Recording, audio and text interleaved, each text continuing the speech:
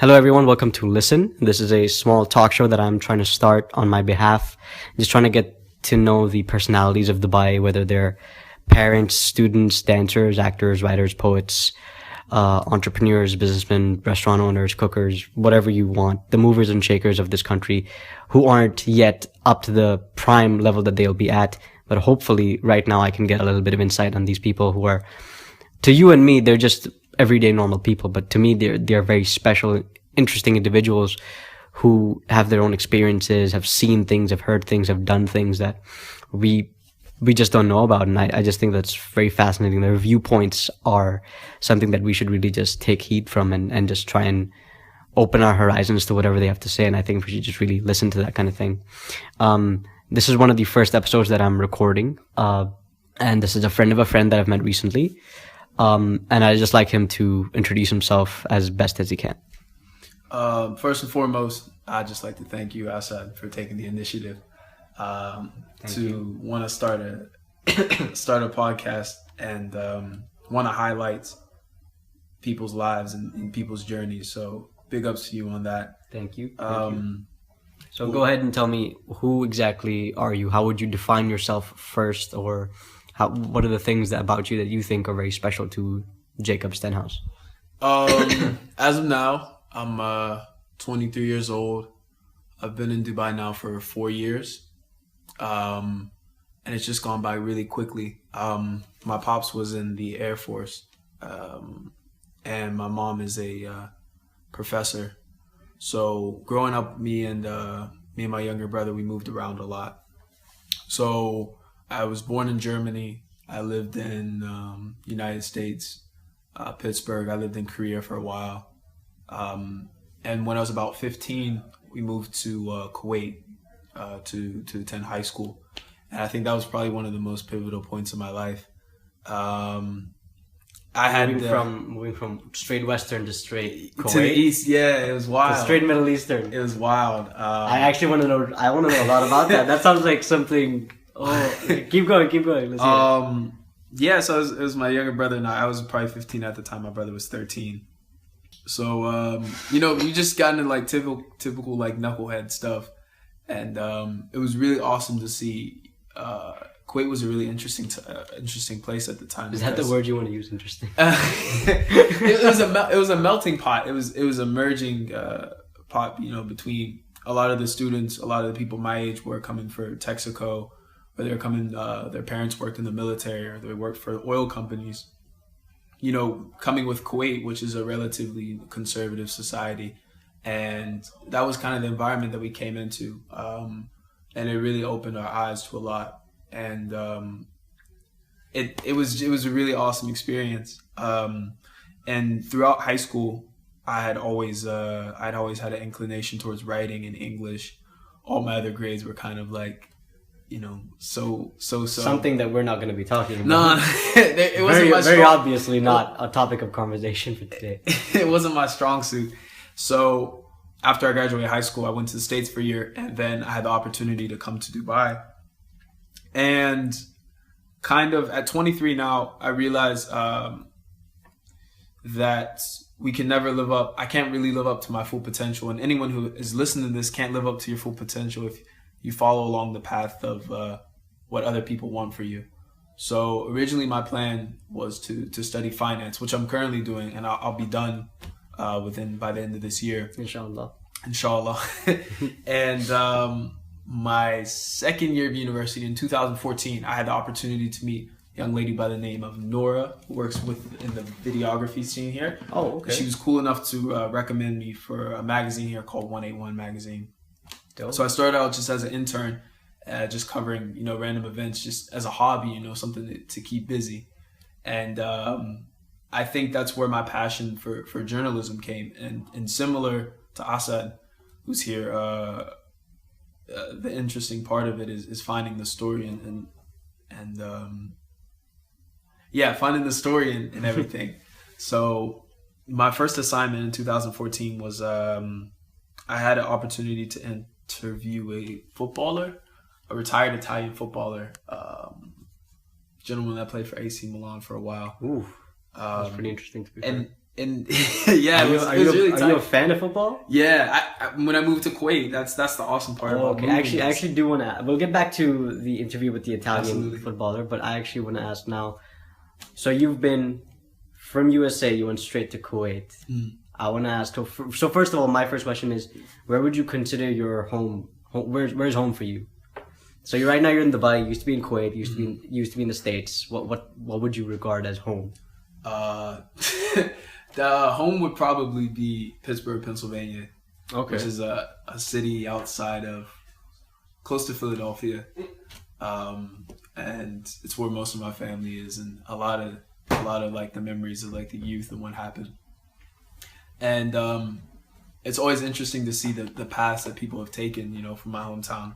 A lot of people that I've grown up with have either, gone on and flourished and done really amazing things, or, succumbed to some of the environments, some of the circumstances that the environment present.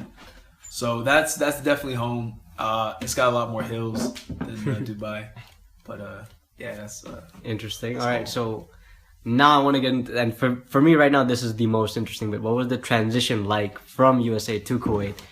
All about it. Just like, tell me the starkest, most like, as loud and as obnoxious, because you were 15 at the time. I'm pretty sure it was just like, what the hell is this? Yeah, it was wild. Like, what is all this conservatism? Why is everyone so uptight?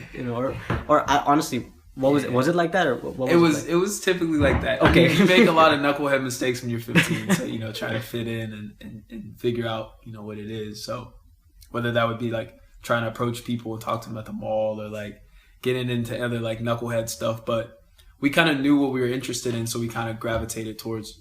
We would go to play basketball this area called Marina Mall, and we would just play there. And it was during Ramadan actually. So the cool thing about it was the best thing was the safety. So we would literally play from like midnight to like 4 a.m. to Fajr prayer in the morning. And this was like very different from something. Yeah, absolutely. In the States, that's not something. It was like the street lights were on, and then stuff kind of just shut down. And that's not how it is in Pennsylvania. Or?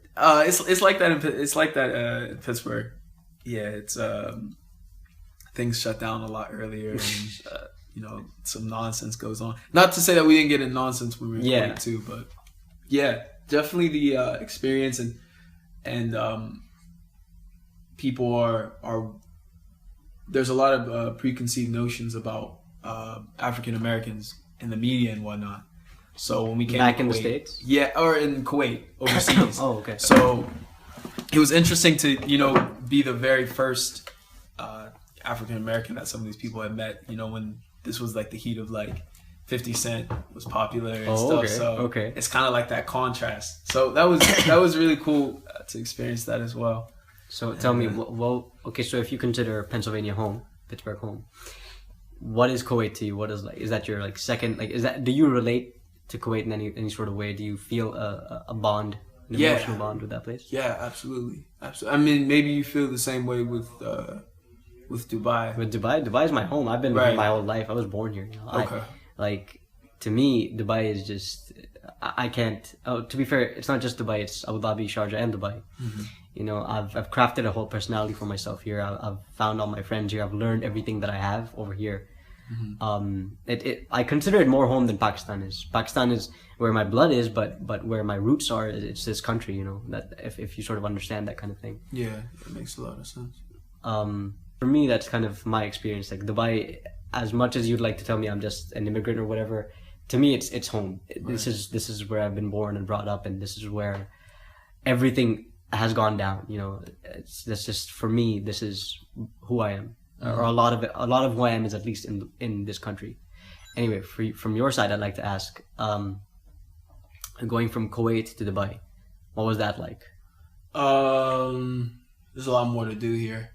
That was probably the most stark change. But so more than what was the life like in Kuwait? Like in Kuwait, we went to a American school, and there's like a bubble. There's a term that actually Kuwaitis that local Kuwaitis would use is called McChickens. Ooh. So they will refer to people that are, go to a good high school or Really? speak with an English accent, things of that nature. They call them McChickens. McChickens. They'd have like the Blackberry Bold. Is it a McDonald's thing? Yeah, it was just like a slang thing or something that That people is would so call. interesting. We have a thing in Pakistan similar too. It's like Okay. there's the bun kebab. That's the local street grown Pakistani kids, the bun kebabs. Because you're simple, you're just a bun and a kebab on top, that's it. Right. But anyone who speaks English, who goes to a nice fancy school, lives in a nice house, you're a burger. Oh, okay. Yes, so there's the bun kebabs and the burgers, and there's always that divide. It's like, oh, they're rich people, they're this, they're that. Right. So that's the kind of the McChickens though. That's actually really funny. Yeah, that's that's what they called a lot of people. Is that offensive? Like, is that like? Did you guys take offense to that, or was it just? No. It was just a thing. It's like it's another term to throw around. Yeah, it wasn't anything really big. All right. I want to ask you about your journalism. What exactly is it that you're doing? How does that go about? Like, do you go to site visits? What do you do? Well, as I spoke on a little bit earlier, I mean, when the opportunity presented itself, it was just kind of the chance to get out and mingle with some people and kind of do a little bit of writing. And it's generally site visits, and most of my contributions have been for a magazine that's based here called 181 Magazine. All right. And I think, what are they like? Like, what's their main focus? It's a youth magazine, actually. Oh, okay, that's pretty dope. And they're located in Al Cruz. Mm-hmm. And they focus. Do you have a Facebook page or something you want to plug in? Yeah. At the end you'll be able to check it out. Okay, I think it's Facebook / or / Forward slash. I think it's forward. And any slash that's appropriate. Right. And then 181 Magazine. Yeah. Right. Facebook / whichever one you'd like. 181 Magazine. Go check it out. Who's Slash is the guitarist from which band? Guns N' Roses, right? Yes. Yes. Okay. I got that right. Just for the record. But yeah, so it's given a really big opportunity. I just the really cool thing about your podcast and the people that you'll have a chance to interview is you'll never know how much of an impact you can really have on people. So there was one time when I was interning for them. This was last summer. Mm-hmm. Me and a friend of mine, a colleague of mine, had gone out to a mall, and then we were speaking to people about the magazine. Mm-hmm. And we were doing this kind of like I don't want to say like talk show. All right. Back and forth. It was a kind of a cheesy idea, but basically sounds a bit similar to this. it had a tennis ball. Yeah. And then we would ask a question and throw it back. And Whoa. somebody else would catch the tennis. Not hard, but like. Oh, no, but I get it. No, but that sounds really dope. And one of the young ladies that like fast forward 8 months, one of the young ladies that we just happened to speak to, I come back to the office and she was there and she said, she still has the tennis ball. She's like, I'm about to throw it back.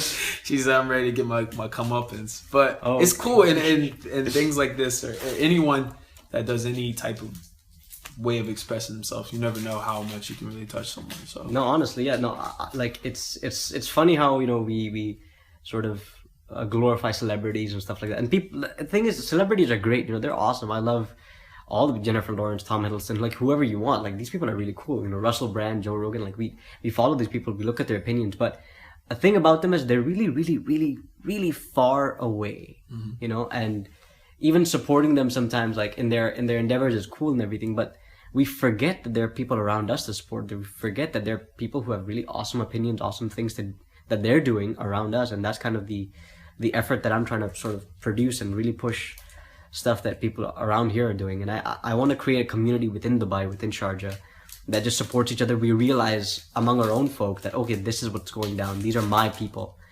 As much as I feel a solidarity with this place, I want the others around me to realize that, oh, this is also our home, our people, our country. Mm-hmm. Anyway, moving on, I'd like to ask, I know before this you told me that your parents are a big influence on you. So I'd just like to ask, who and what are your influences, and how much, and how, and in what great regard do they influence you? All of them. Everybody's an influence. True. Okay. From like colors to like people, how people deal with circumstances. As far as specifics, off the top of my head, mm-hmm. there's just been too many people, but definitely my parents. I wanna ask, is influence to you like a passive thing? Is it just like in the back of your head you kind of saw that thing that one time, or is it an active influence? Like, oh, I'm doing this because I saw this one person do that thing that one time, or this teaches me, like, the whole kind of very cheesy sort of the moral of the story is, and you have to apply the moral of that story? Or is it just kind of in the back of your head, this is the way things are done, this is the way the influence works, this is the stories that I've heard and seen growing up? So what do you think, influence is a passive or an active sort of thing in your life? At least for you. I don't know about how it is for everyone else. That's a really good question, man. It's probably active, man. It's like puzzle pieces. It's like constantly trying to figure out like this 10,000 piece puzzle, and you're just grabbing pieces from That's actually that's a really good answer. Tell me about your parents, the biggest influences in your life. Yeah, my dad, like a lot of people here, I find a lot of similarities, especially like young people who have like come from generations where their parents work super hard and have kind of like instilled that work habit. So we have like a somewhat comfy lifestyle. We're not burgers, but we're not bun kebabs. We're not bun kebabs either. We're just in the middle. We're just the meat patty. Like no bread around it, But yeah, so my dad, he kind of came up, and honestly, big ups to him, like guys in the military, in the Air Force. Yeah, absolutely. That's all. My salam to him. Sounds like an awesome guy. Right. He was on computers and stuff. Okay. He wasn't really with the stuff. But that's still dope, though. That's still no. You have to commit your life to a whole thing, a whole different lifestyle. Anybody who has the commitment to do anything. Honestly, yeah. So please tell me about your own man. He was from Mississippi, and he moved up to Pittsburgh when he was in high school, and he enrolled in the Air Force afterwards. And one important lesson that he taught me from the Air Force was the importance of writing down what you want. And the cool thing about that is, like, you as a writer can be a testament to, like, if you write something down, I think that your mind kind of like finds a way to make it happen. Yeah. So he always told me this weird story, and it didn't really process. So that kind of has to do with like the active, passive, whether the inspiration comes from. But he told us the story actually when we were in Kuwait, and they gave him a list in the military, and they said, what 3 places would you like to go to be deployed? He wrote down Germany, he wrote down Hawaii, and he wrote down Korea. Now, those were actually the 3 by some higher power, connectivity that ended up happening. So that story, and just his presence, and my mom especially too, like, about the power of writing and the power of literature. And do you think that's a big influence on your journalism, sort of? Oh, absolutely. That's dope, absolutely, man. Yeah. That's actually very beautiful, to be very honest. Oh, thanks, man. I'm a big soft for you, man. Oh, it's all good, man. It's just the first few episodes, and we're already getting like this. It's clear. You might have some tearjerker moments, though. Oh, I would love those. Some Titanic. You might have to add some Titanic. I don't know about Titanic, but we'll see what we can get. But I think we should wrap up. It's been about 17 minutes. I actually didn't notice it's been that long, to be very fair. Yeah, it's like 17 minutes. We're close to 20. For real. Yeah, so I want to ask one last question. How would you like, and this is up to you, how would you like to finish? Do you have any final parting words to the audience, or do you have any advice to anyone who has a passion for writing? What do you want to say to end up? You decide. Be comfortable expressing yourself, and don't get caught up in the picture on the wall yet, in the gallery, because behind it is like 100, sleepless nights and like hard work and like, spraying carpal tunnel. I don't think you get carpal tunnel from painting, but like a lot of hard work and stuff goes into that. So it's easy to look at the final picture and stuff. But if you feel, inclined towards doing something, then you should probably just do it and just see where the cards may lay. That is possibly it's for some reason that is a very cliched piece of advice. Yeah. But you hear it everywhere. But when you say it yourself, you're like, when you understand it yourself, you're like, no, this is the real thing. This is true. The piece of advice that you have to follow. Just go for it. Go for it. I think you need a catchphrase like Nardwar. Oh, well, I think that'll develop with time. It'll develop with time. Or a hat or something. A hat that no one can see. Okay, sure. No, but I'm just really glad that this has panned out. So I'm really happy with this. This is exactly what I wanted. This is exactly what I wanted. Tight. And this, if no one, I don't know how I'm gonna be uploading this in the order, but to whoever's listening, this is the first one I've done with a guest. So. Testament to you for being prepared, man. Thank you, man. Thank you. All right. Those are my guys in the back. They're going to get interviewed next.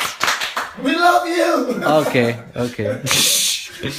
No, but this is literally just the kind of eye-opening thing, or rather, just the horizons are kind of opening in that whole like really hippie stuff. But this is really dope, and I want to be able to do more of this with as many people as I can.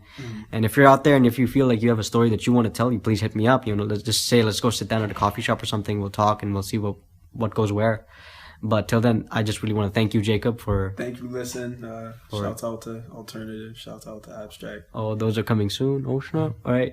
But I just want to thank you again, Jacob, for giving me your time, giving me your stories. And I want to give a big shout out to all your influences. And I want to wish you luck for whatever you do in the future. Thank you, man. Cheers, man. Thank you very much. All right. That was tight. That was tight.